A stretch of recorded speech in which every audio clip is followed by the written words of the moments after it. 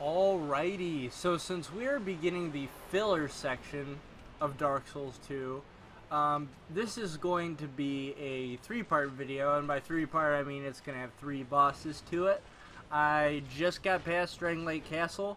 I am one of the unfortunate souls who has the Statue Warriors glitch out, so when you get to the golem that opens up the lift for you, the stone soldiers do not come to life for me.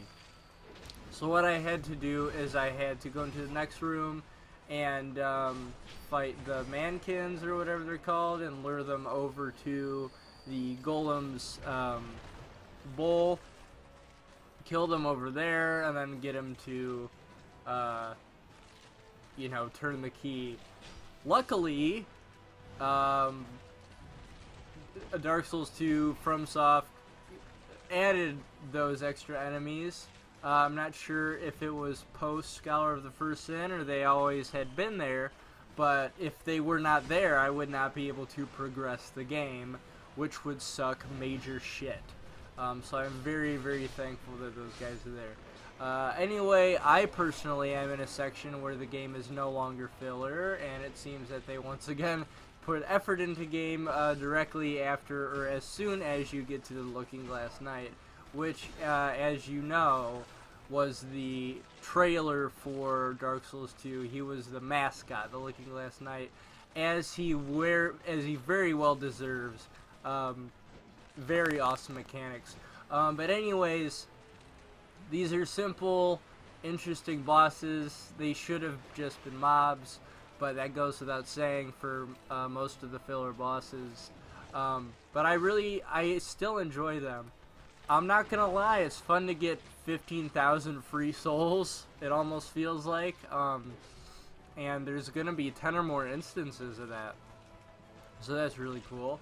Like I said, I like these guys. This part and big mob bosses feels like Dynasty Warriors a little bit. That's why I enjoy the Deacons of the Deep so much. I just like big clusters of enemies and being able to mow them all down with 2 or 3 swift hits. It's a real endorphin rush for me. Everything is about the endorphins, of course, especially video games. So it was cool to beat Skeleton Lords. Once again, it was a boss that could have been a lot cooler, and I think anybody could have been able to think of an idea to make the Skeleton Lords a cooler boss, as well as a lot of the throwaway bosses. And this right here, Black Gulch, one of the worst areas in the entire game. There are a lot of areas, or a few areas, that I find a little bit more difficult. The most difficult and the most frustrating I've encountered so far is the area before the Demon of Song, the big watery area with all the spellcasters, and the underwater cliffs that you can't really see right away unless you look for them, which you are very much able to just fall down. I've lost about 30,000 souls in that area put together. The Rotten is one of the great souls. I find him very challenging. Not very creative, but very challenging. He's pretty much Gravelord Nito #2. Instead of being made of skeletons, though, he's just made of very fucking gross bodies. And of course, he's got a butcher knife just to add that little extra flavor to him. So, I don't know. It's kind of cool.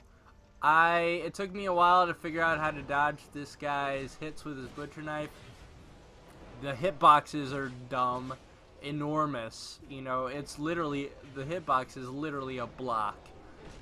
Even though his butcher knife is very thin. So even if you dodge out of the way, if you are in that block, then you are still going to be taking some damage. And if you're being a slow dumbass like I am, you're going to get hit every time by those AoEs. Pretty much in order to dodge those butcher knife hits, is you have to dodge out of the way as soon as he's like a millisecond away from hitting the ground. It has to be split-second timing. Other than that, you are going to get hit every time. I was very lucky with this. See, look, it's literally got to be like sections of a second apart. But I was very lucky to beat this guy. Bashful Ray, for the weird name. But Bashful Ray dies. I am at the lowest possible health. No Estus flasks.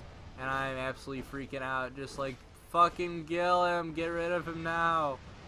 I'm so lucky I didn't get hit by that swipe. Oh my god. Actually, I guess Bashful Ray didn't die unless he took a hit for the team right now. Oh my god. I almost get hit by that flame burst. But anyway, I got him. Got the Great Soul. Was really relieved. I've been making a lot of progress with this game, and it's really cool to be making all this progress, since I thought, like I've said in previous videos, that I would never come back to this game, and if I did, that I, you know, would just get stuck. I was really scared when I bought Dark Souls 2 again, that I would get stuck in the same place and just stop and not be able to continue. My first playthrough, which all the videos except for up to this point have been on a different profile. Not a different profile, but a different save.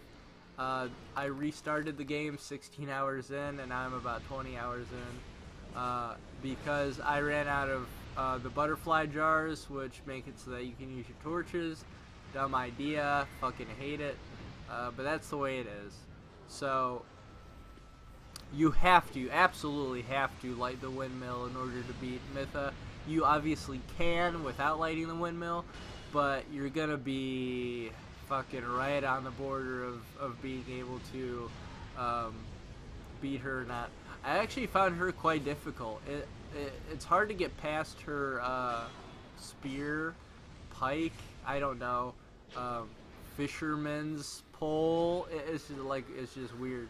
But I found her hard to get past.